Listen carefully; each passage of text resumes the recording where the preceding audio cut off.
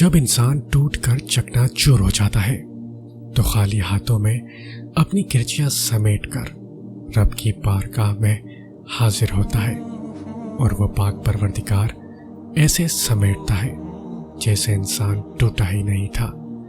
بے شک اللہ عظیم مصور ہے۔ یہاں سب کو جانتے ہیں، یہاں خود کو کوئی نہیں جانتا۔ شام زندگی کی ہو یا دکھوں کی، آخر ڈھل ہی جاتی ہے۔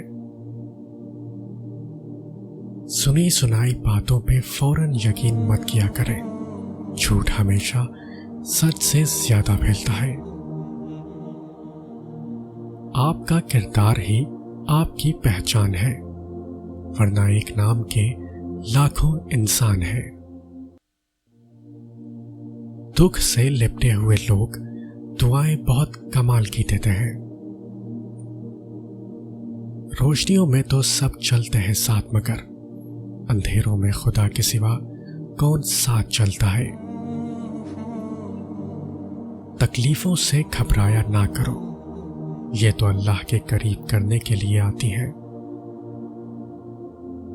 دنیا میں کچھ حادثے ایسے ہوتے ہیں جو سمجھا دیتے ہیں کہ ماں باپ کے سوا کوئی مخلص نہیں ہوتا۔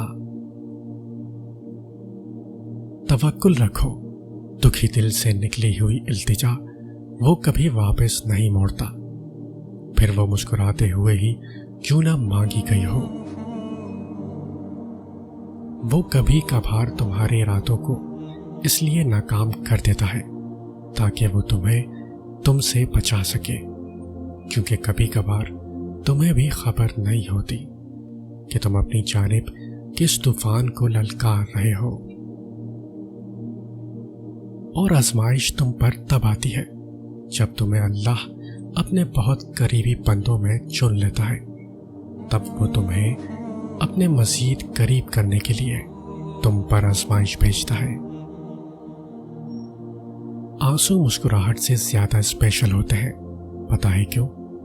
کیونکہ مسکراہٹ تو ہر کسی کے لیے ہوتی ہے، مگر آنسو صرف ان کے لیے ہوتے ہیں جنہیں ہم کھونا نہیں چاہتے۔